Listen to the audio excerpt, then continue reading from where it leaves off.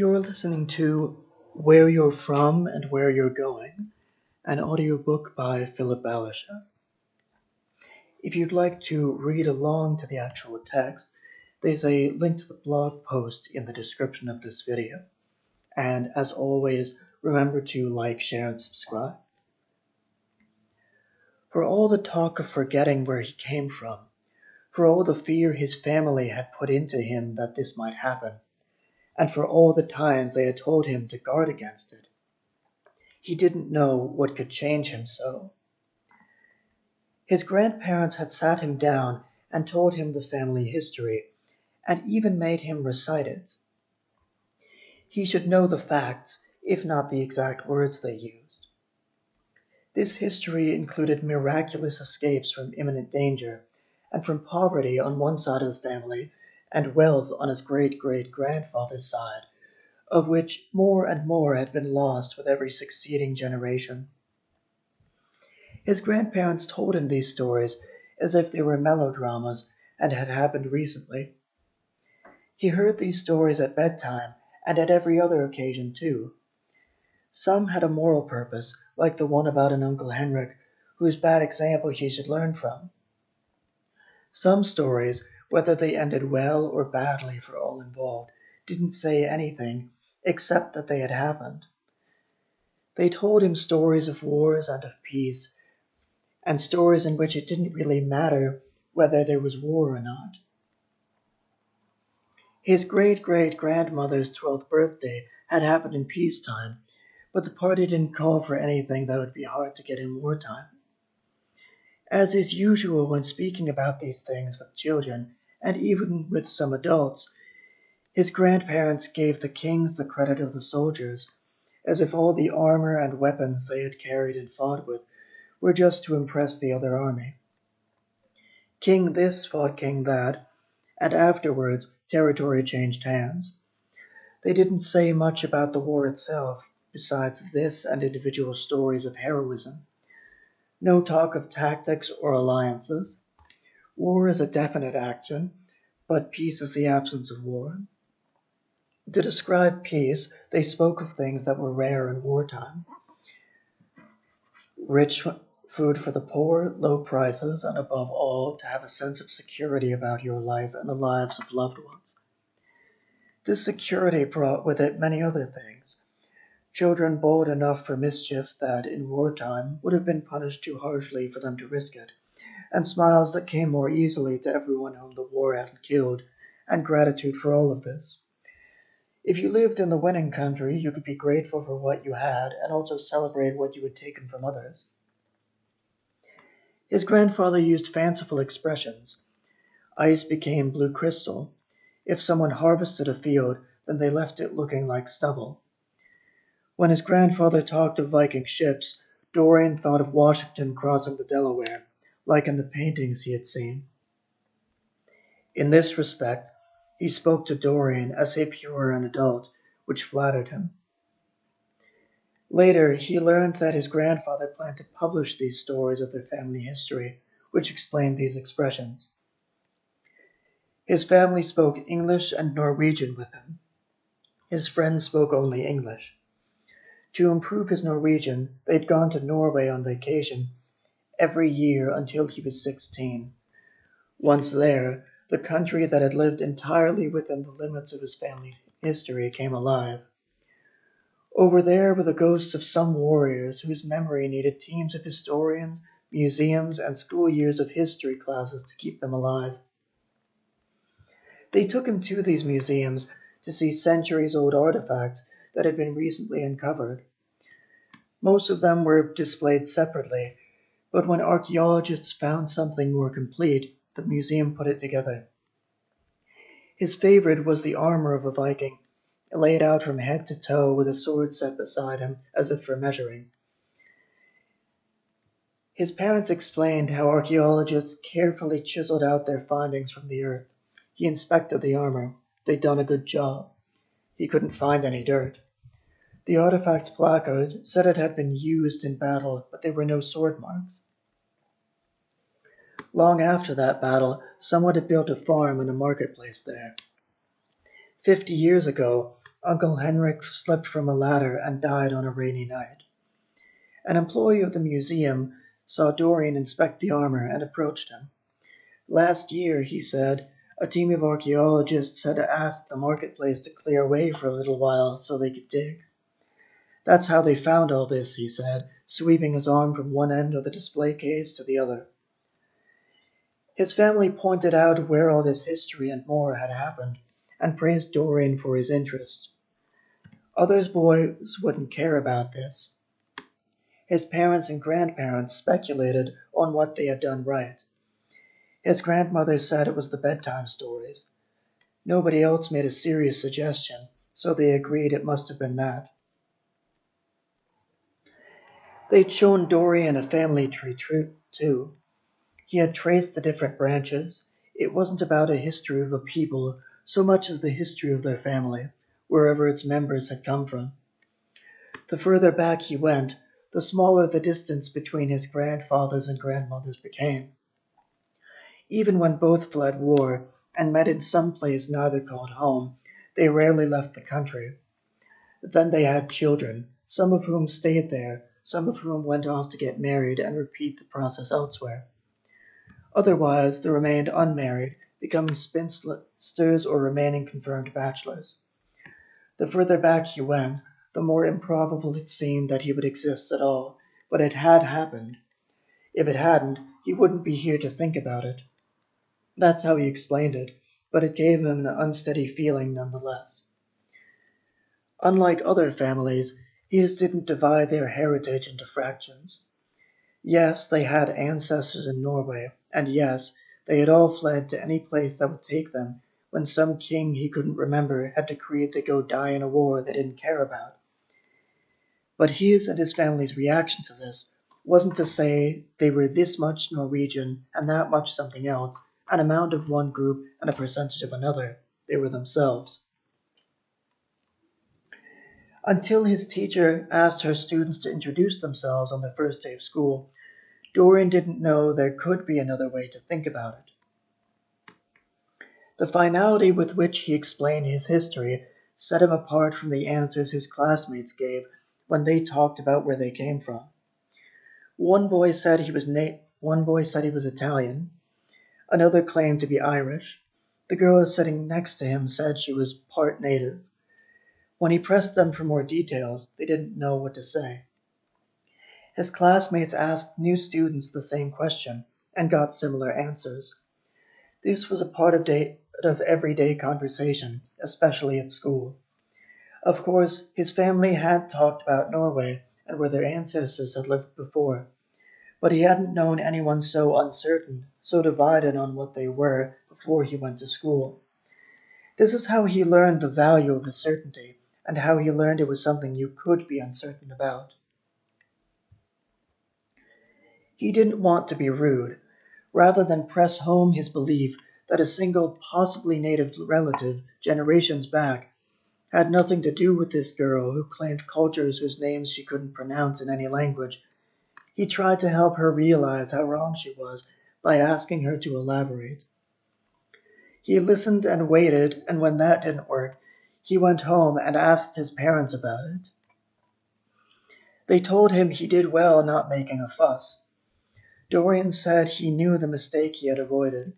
He could see how the conversation would have gone if he had spoken up. She would say, "Just because I don't look native or speak it doesn't mean anything." He would respond, "Then what does it matter? If you can't tell, what difference does it make? And besides, you can't speak native." He didn't know what she would have done then. His parents watched him act this out. Dorian took up both his side and the girl's, playing his normally, though with the affectations of a first-time actor, and hers mockingly. His parents repeated their praise. He still wanted to understand, so they tried to explain. People want to feel connected to some culture. Some people don't like who they are, or don't know in the first place, so they look for something else to be. Dorian nodded in a way he thought equally slow and solemn, drawing his little arms behind his back. When his parents were sure he was listening, they continued. Character, personal or national, was inheritable. Some explain their temper, which they call passion, by being related to someone Spanish or Italian, or they find some other excuse for it, like that they got it from their mother or their father. The importance of knowing where he came from was to understand how his family had come to live here in these circumstances, why they were the way they were, and what influence this had on him. In short, why he, Dorian Hanson, was himself. They finished with this: "She's from somewhere, and there's nothing wrong with her. There's nothing wrong with you either." Then his parents told him the story of his name yet again. Hansen was Norwegian. Where it came from was obvious. Dorian, a Greek name, had no such history behind it. It had been one of his mother's whims, which her husband had entertained, a name perfectly preserved from his mother's dream to his birth certificate. Everyone who had told him about his heritage was still alive, and, except for a few new wrinkles Dorian couldn't tell apart from those that had been there before, his grandparents looked about the same.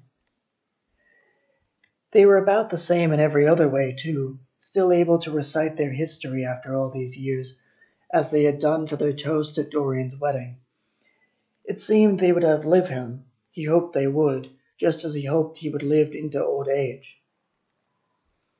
As he grew older, he liked hearing his family's history, especially at such important occasions, because it made him feel precious to know his existence depended on so much chance. His grandparents, or further back, their grandparents, could have died like Uncle Henrik, and except for their immediate family, nobody would know. These possible futures were made more intangible than the ghosts of those warriors or of his Uncle Henrik. At least those had once lived. As a child, he had acted out these deaths dramatically. A warrior's death had more dignity than he gave it, with his loud groans and death rattles. Even Uncle Henrik probably hadn't made such a production of it, though Dorian reasoned that maybe he would have if he'd had an audience. The older he became, the less prone to acting he was. Call it shame or call it dignity, he just didn't feel it necessary to imitate others, words and all, to get his point across.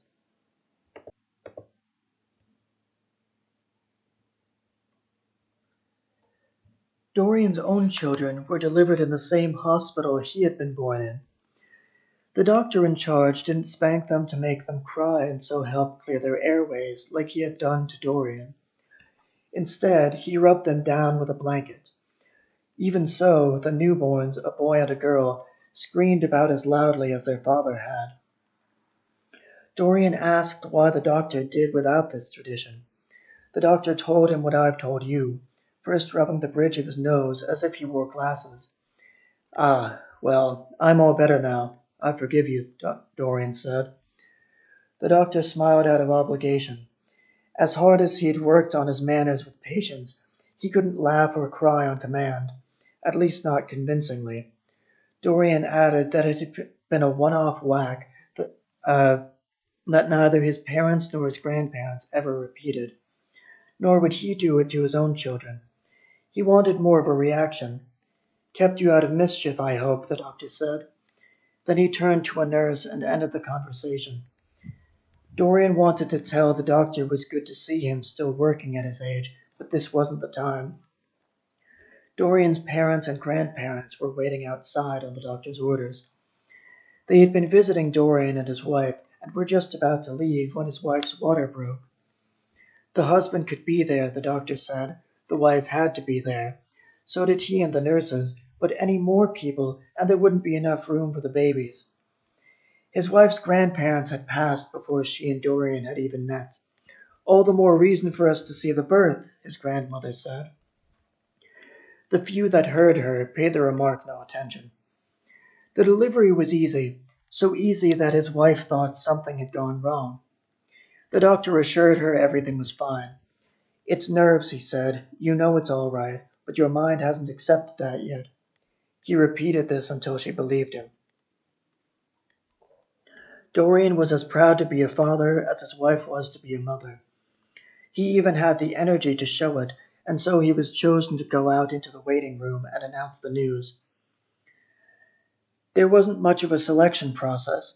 The doctor tugged his arm and told him to go tell his family.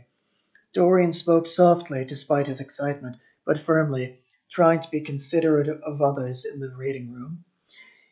His grandmother repeated what he said more loudly, and let everyone else know too. Though they rushed into the room, the doctor stayed close to his patients. When the doctor allowed it, Dorian's grandmother put the sweaters she had knitted over the babies. This knitting wasn't a tradition, but a hobby she had taken up to relax. Still, it was good that she left her needles at home.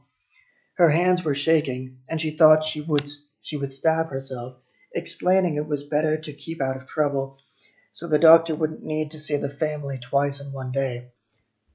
Dorian's grandfather, to do his part, held his wife's hands whenever she wasn't busy. Both the boy and the girl looked like old men, though the wrinkles on their faces could be smoothed more easily and more permanently than those on Dorian's face. They had more hair than his grandfather, too. As a rule, newborns are so weak and ugly that only a parent could love them, which is all they ask for anyway. The doctor asked for the babies' names. His wife spoke up. This was the last of what she had to do today. The boy was Mark, not Henry, like Dorian wanted. The girl was Mary, like my mother, she said. Then she coughed and said it again more quietly. Ever since the ultrasound, Dorian and Maria had entertained so many names that, trying to recall them now, he didn't know which they had decided on. He thanked her. The others didn't know what he meant. Did she? She was sleeping. Maybe he'd ask her later. He didn't. He forgot the question along with why he wanted to ask it. For weeks after their birth, he and Maria treated the babies as more fragile than they really were. But nobody can be cautious forever. Eventually they relaxed. Dorian bounced Mark and Mary on his right knee, his better knee to calm them. Separately, of course. They clung to him by instinct. There was no question where they belonged. When their mother carried them, their behinds rested in the crooks of her arms, and their legs hung in the air. It made the new parents happy to feel what they had made, and to call them their own. They touched their babies in passing, and held on to them for longer when they could. Later, when Mark and Mary started going to school, they would feel the need to distance themselves from their parents and try to become emotionally independent because it wasn't yet possible in any other way. But that would come later.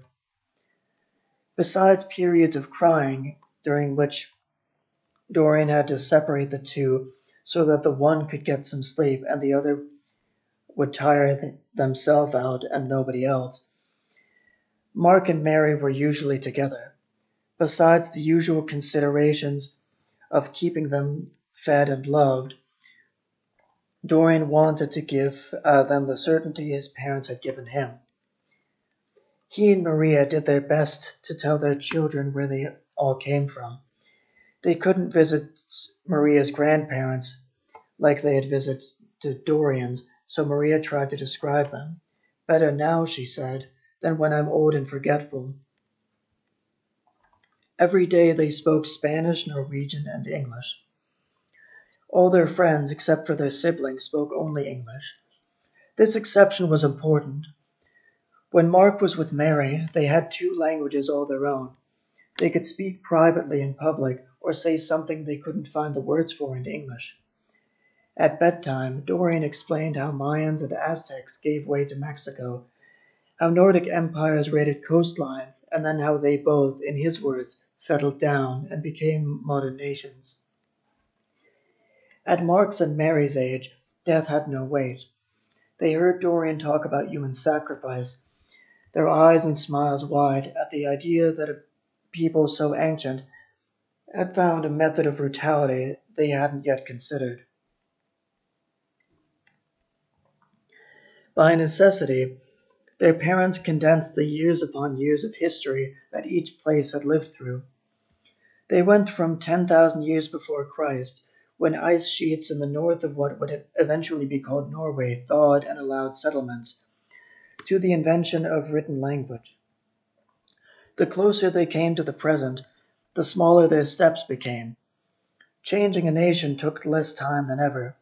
Rulers conquered and reconquered territories, and the allegiances of the people living within those borders shifted about as quickly.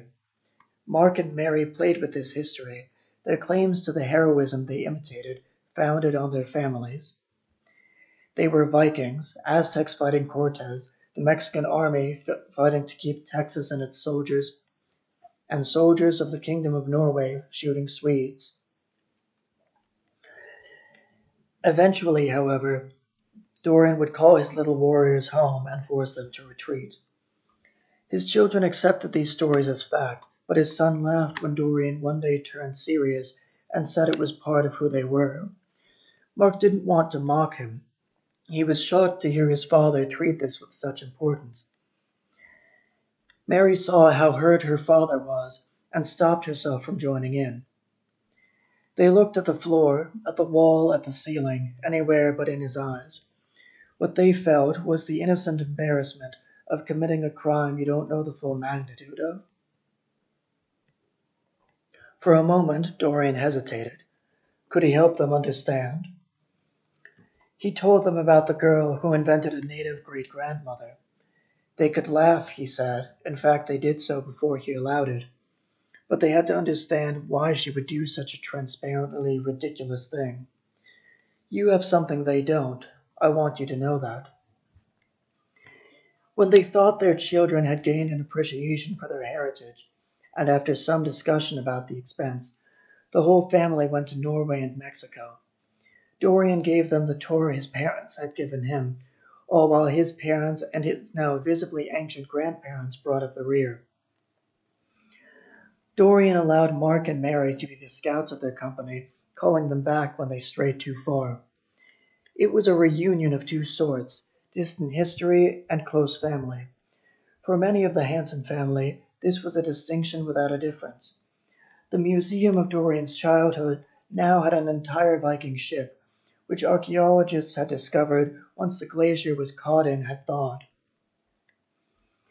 Maria had aunts and uncles who could explain what their towns and villages had once looked like, just as good as a tour guide. They spoke of those days, all meaning something different. They visited Maria's parents too. Her parents had kept their hair, unlike his grandparents, but not their color, which they said was once black. They knew a little English, but Maria had to translate most of what they said, which meant that, for all the talking they did, they said comparatively little. Dorian wondered what Maria translated and how she did it, not that he suspected her or even her parents of anything. Still, what did she think was worth hearing? Then he asked them about Maria's grandparents for Mary's and for Mark's sake, to complete what their mother had already told them. They filled in what Maria had forgotten. Maria filled in the words they didn't know how to translate. Some things transcend language.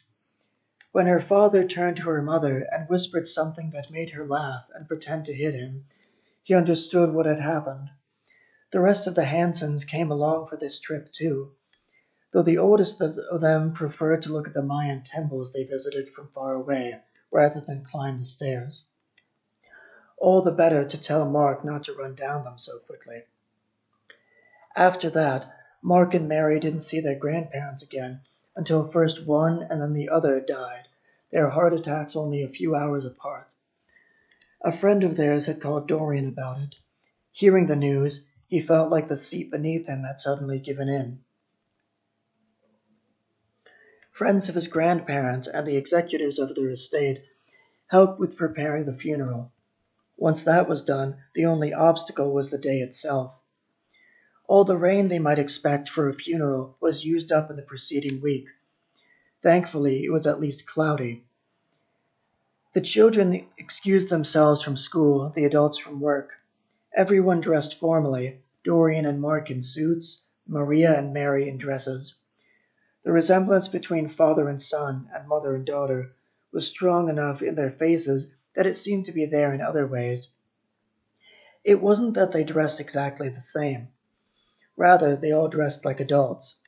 Neither child felt the need to seem mature, whatever that would mean for a funeral, nor did their parents want them to act that way, or for that matter, avoid acting so if that was how they really felt.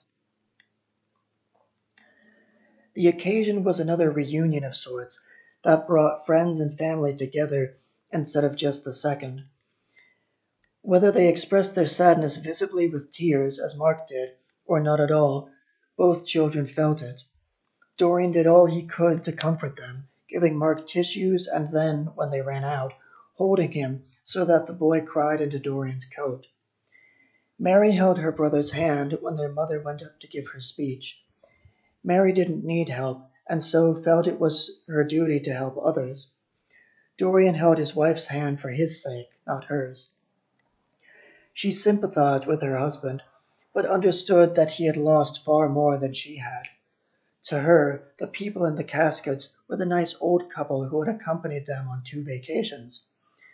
To him, they had been the keepers of a past that seemed mystical because the stories they told him were of ancestors so far gone, the same blood that bound them to Dorian also bound many other descendants. So many that, before they had assured him otherwise, he thought it made his own connection worth less. At the same time, they had been living people, more than just curators of the past, but makers of their own present.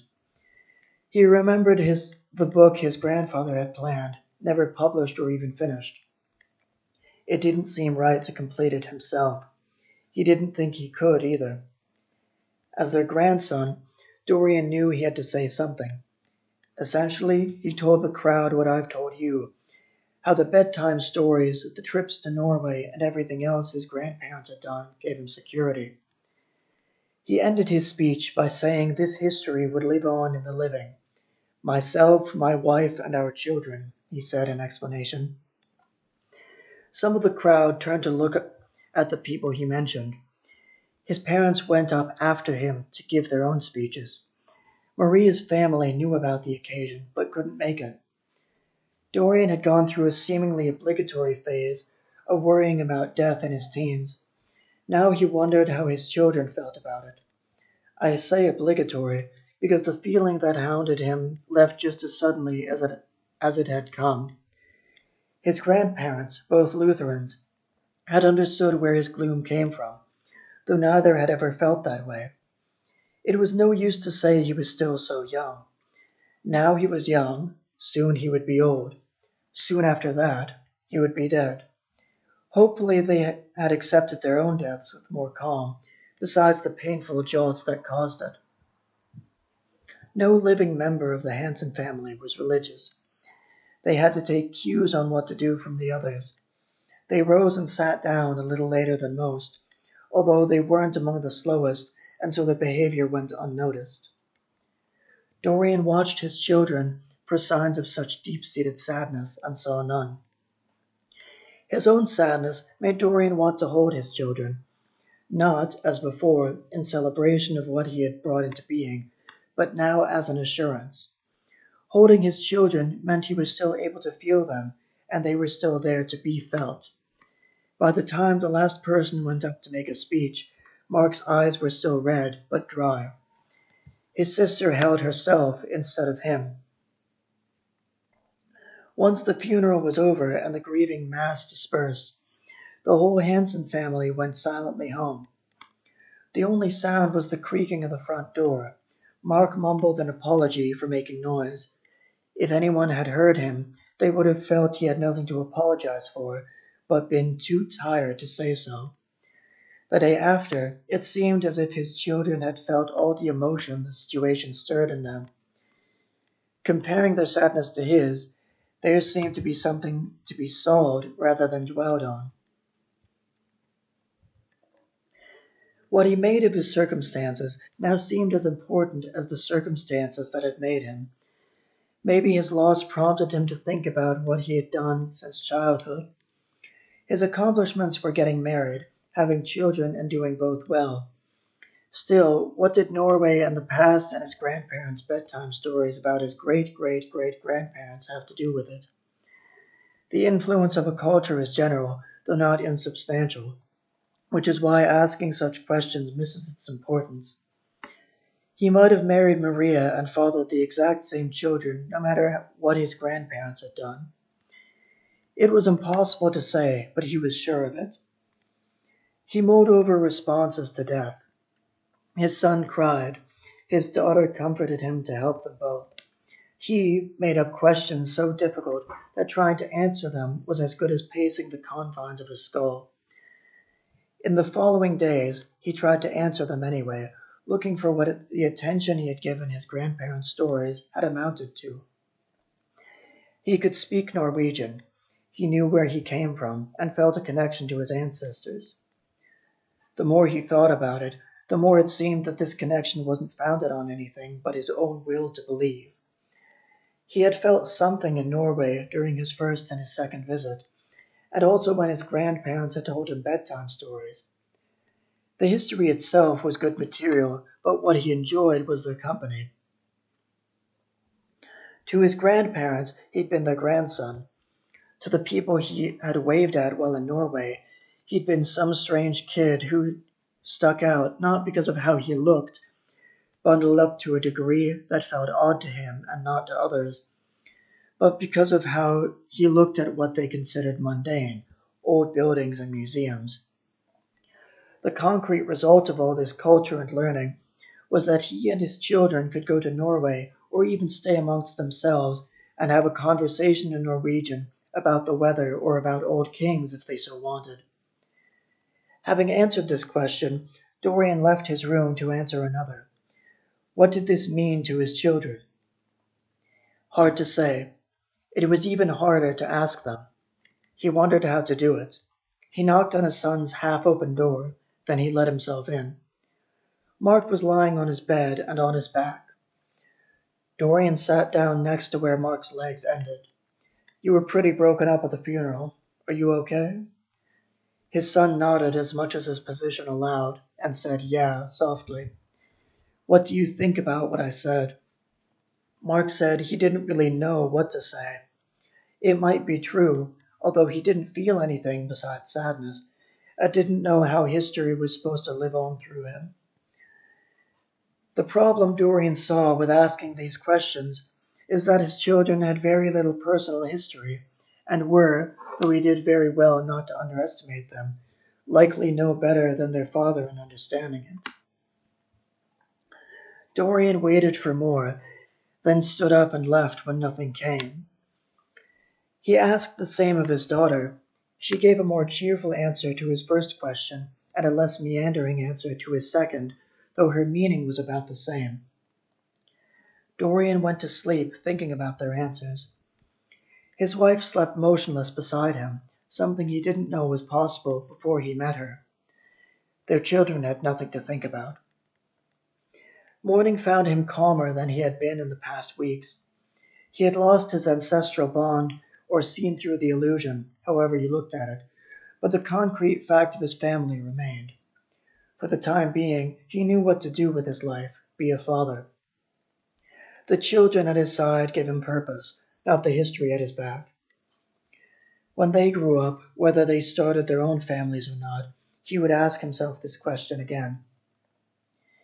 Maybe he would find an answer, but he couldn't really say. Maybe he would be a grandfather or a grandfatherly figure. What he knew for sure was that Maria would be a grandmother, or at least grandmotherly. And if all that proved to be untrue, she would be his. If the unthinkable happened, if she left him or died before he did, which was more likely, who knows what he would do?